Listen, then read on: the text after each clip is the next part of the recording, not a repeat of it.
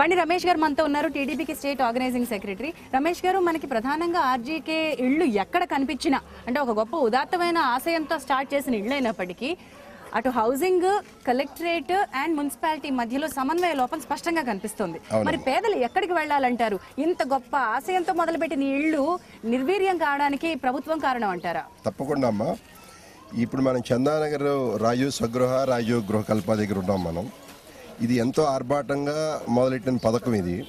అయితే ఇళ్ళు కట్టారు, కానీ ఇందులో ఇళ్ళు కట్టిన మొదటి నుంచి కూడా ఇప్పటి వరకు కూడా దీనికి ఒక ప్రణాళికాబద్ధకంగా పోవటంలే. మీరు చూడండి, మీకు మన ఇంటి దగ్గర నుంచిన ఇళ్ళ మచ్చలు క్వాలిటీ ఎంత, మీకు ఇక్కడ కానీ అక్కడ కానీ మీరు చూస్తే గోడ లీక్ అయిపోతుంది. అంటే ఈ ఇళ్ళు కట్టి 2-3 సంవత్సరాలు అయింది. మరి వీటి చరిత్ర 50 ఏళ్ళ పైన ఉండాలా. మరి 2-3 ఏళ్ళకి ఇలా మచ్చలు పడిపోయి గోడ లీక్ అయిపోతే రేపు ఈ కొలాప్స్ అయితే ఎవరు దీనికి బాధ్యత అని చెప్పి మేము క్వశ్చన్ చేస్తున్నాం ఒకటి. ప్లస్ రెండోది, వీళ్ళు ఏదో ఆర్భాటంగా మేము హ్యాండ్ ఓవర్ చేసామని చెప్పి చెప్పుకుంటున్నారు, కానీ మరి ఏ వసతులు వీళ్ళకి పూర్తి సౌకర్యాలు కల్పించలేదు. ముఖ్యంగా లెక్క ప్రకారం అయితే మనం ఆర్జీకే ఇళ్ళకి ఇచ్చిన సదుపాయాల లిస్ట్ చూస్తే చాలా ఉంది.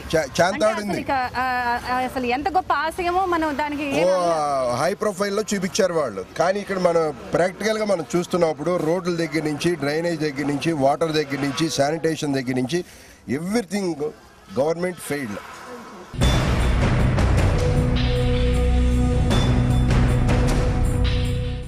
వీళ్ళకి కావాల్సిన మినిమం సౌకర్యాలు కల్పించలేకపోయింది ప్రభుత్వం. కాబట్టి మేము ప్రభుత్వాన్ని ఒకటి డిమాండ్ చేస్తున్నాం. ఇవాళ రాజీవ్ స్వగృహ తరఫున చందానగర్లో మేము డిమాండ్ చేస్తా ఉన్నాం గవర్నమెంట్ని, ముందు వీళ్ళకి ఒక ప్రణాళిక వేసి వీళ్ళు ఎవరి దగ్గరికి పోతే వీళ్ళకి ఒక సరైన సమాధానం దొరుకుతుంది. వీళ్ళకి డ్రైనేజ్ కావాలి, ఎవరిని కలవాలి, లేకపోతే వాటర్ కావాలి, ఎవరిని కలవాలి. ఎవరు నాది కాదు పొమ్మంటారు. వాళ్ళు ఒక అనాథలాగే వాళ్ళు ఇక్కడ బతుకుతున్నారు. కాబట్టి మేము గవర్నమెంట్ డిమాండ్ చేస్తున్నామమ్మా, వీటన్నిటిని సక్రమైన పద్ధతిలో సరి చేయండి, లేకపోతే మీతో కాకపోతే తప్పుకొని మేము సరి చేస్తాం. వాళ్ళకి రావాల్సిన నీళ్లు కూడా ఎవ్రీడే రిలీజ్ చేయాలనేది మా డిమాండ్. ఆల్టర్నేటివ్ డేస్ ఇస్తున్నారు, ఆ వచ్చిన నీళ్ళల్లో కూడా క్వాలిటీ లేదు, పురుగులు, వాటిని బీభత్సంగా వాసన, అంటే ట్యాంకులు కడిగే వాళ్ళు కూడా లేరు. మరి ఇన్ని అసౌకర్యాల మధ్య వాళ్ళు ఈ ప్రజలు బతుకుతున్నారంటే వీటన్నిటికీ పాలకులే బాధ్యత వహించాలని చెప్పి మేము. అధికారంలో ఉన్నటువంటి పార్టీ, విపక్షాలు ఈ మధ్యలో ఉన్నటువంటి లాబీ ఏదో జరుగుతుందో దానివల్ల పేదలు నలిగిపోతున్నారంటారా?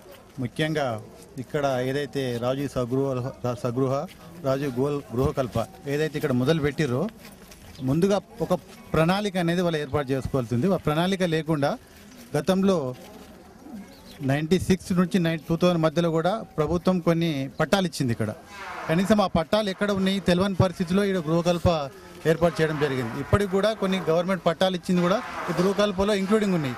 వాళ్ళ పట్టాలన్నీ పోయిన తర్వాత కూడా మీరు పక్కకు తీసుకుని చెప్తున్నారు ఇప్పుడున్న అధికారులు. కానీ అయితే ముఖ్యంగా ఏంటంటే, ఏదన్నా ప్రభుత్వం ఒక నిర్ణయం తీసుకున్నప్పుడు, ప్రజల కోసం నిర్ణయం తీసుకున్నప్పుడు ఒక ప్రణాళిక అనేది అవసరము. కనీసం ఇక ఒక డ్రైనేజ్ లేకుండా, ఒక రోడ్లు లేకుండా, ఒక వీధి లైట్లు లేకుండా, ఏం లేకుండా వాళ్ళకు ఒక ఆఫర్ ఇచ్చేసారు ప్రభుత్వ ఉద్యోగులకు కానీ, ఇక్కడ పేదవాళ్ళకి కానీ. ఏమిచ్చారు? మీకు గృహకల్ప కట్టిస్తాం, మీకు స్వగృహ కట్టిస్తాం, మీరు డబ్బులు ఇవ్వండి, బ్యాంకు లోన్లు ఇప్పిస్తామని చెప్పి వాళ్ళకి ఆశ చూపించి ఈరోజు వాళ్ళని ఎవరు చేయకుండా అనాథల్లాగా చేసారు వాళ్ళు. అంటే ప్రభుత్వం, ముఖ్యంగా ప్రభుత్వం ఇక్కడ స్పష్టంగా కనబడుతుంది ఏంటి, వాళ్ళ లోపల సమన్వయం లేదని. ఈరోజు మంజీరా వాటర్ ఇచ్చి ఈరోజు 1,20,00,000 కట్టమంటే ఎవరు కడతారండి అది? వాళ్ళు చెప్తున్నారు, వాళ్ళు క్లియర్గా చెప్తా ఉన్నారు. ఏమని చెప్తున్నారు? ఇక్కడ కొన్ని అక్రమ కనెక్షన్లు ఉన్నాయి, మీరు వాడుకున్న నీళ్ళు పేద ప్రజలపైన ఎందుకు వేస్తారు? దీనికి ఎవరుకున్నారు? కలెక్టర్ గారికి సంబంధం ఉంటుంది, ఇక్కడ ఉన్న జలమండలికి సంబంధం ఉంటుంది, ఇక్కడ ఉన్న స్థానికంగా ఎమ్మెల్యేకి సంబంధం ఉంటుంది. ఇది వాళ్ళు ఖచ్చితంగా వాళ్ళందరూ కూర్చుని సమన్వయం చేసి ఇది పేద ప్రజల మీద వేయకండి. ప్రభుత్వం ఏదైతే ఇక్కడ గృహకల్ప కానీ స్వగృహ కట్టించిందో వాళ్ళ కోసము, వాళ్ళ పేదవాళ్ళకి ఇల్లు లేని వాళ్ళ కోసం కట్టించింది. ఇదంతా ప్రభుత్వ స్థలం కాబట్టి ఇది ఖచ్చితంగా క్లియర్ చేయాల్సిన బాధ్యత స్థానిక ఎమ్మెల్యే మీద ఉంటుంది, ఇక్కడ ఉన్న కలెక్టర్ మీద, ఇక్కడ ఎండీ ఎవరైతే ఉన్నారో స్వగృహ వాళ్ళ మీద ఉంటుంది. అనవసరంగా వాళ్ళకు లేకుండా అనవసరంగా వీళ్ళ మీద వేయడం అనేది ఇది కరెక్ట్ నిర్ణయం కాదు. ఇక్కడ మనకి విధానాల రూపకల్పనలోనే సమన్వయం దెబ్బతిందని. ఇప్పుడు డ్రైనేజ్ ఉంది, సపోజ్ ఇవి 82 బ్లాక్లు ఉన్నాయి అమ్మ, ఇక్కడ దగ్గర 2,000 మంది ఇళ్ళు ఉన్నాయి.